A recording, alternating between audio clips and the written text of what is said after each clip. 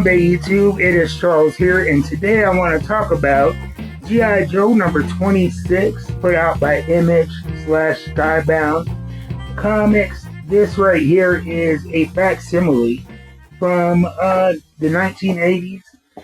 I really was excited to get this in my collection because a friend of mine gifted me a bunch of G.I. Joes that actually start at number 28.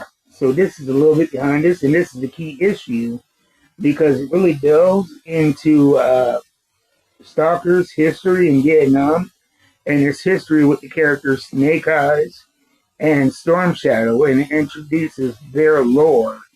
And I'll just read you a little bit of the back page. I'm not going to give away too many spoilers, because that's not the point of this. I want to let you guys know what's going on with the book, and let you decide if you want to read it, but the enjoyment comes from experiencing it yourself. So we get to the last page. This is written by Larry Hama. He talks about how he writes all of his stories page by page. He doesn't know what's going to be on page 5 until he gets to page 4. And so it's a very organic way of writing. And he talks about how he came up with the characters of Stalker and Storm Shadow and Snake Eyes, how they were actually inspired by people that he served with in Vietnam. And this is a great issue. It introduces, like I said, Storm Shadow, Snake Eyes, the Hiroshikage, and it's just a fun, action-filled issue. There is a B plot where Baroness, Cobra Commander, and what is his name? The leader of the Dreadnoughts, Zartan. They are in the Florida Everglades trying to track down Junkyard, Mutt, and who's the other one? The guy with the swimsuit. So many G.I. Joe characters, it's hard to keep track. But it's kind of a fun little aside with the dog Junkyard getting the last laugh on Destro and his cohorts.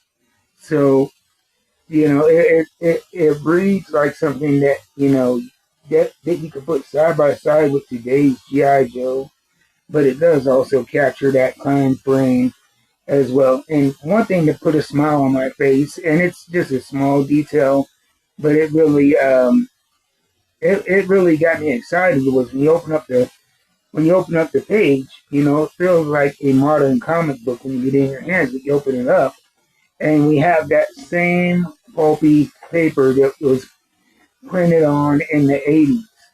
And so you're not only getting a facsimile of the content, but a recreation of the actual physical 80s book, which, makes it fit right into the rest of my G.I. Joe collection. So G.I. Joe number 26, facsimile edition. Get this in your hands. It is a key issue which goes deep into the lore of the character I like, Sergeant Stalker, and introduces the Hiroshikage. So I'll see you guys later. Until then, knowing is half the battle. Yo, Joe, I am out. Keep reading them books.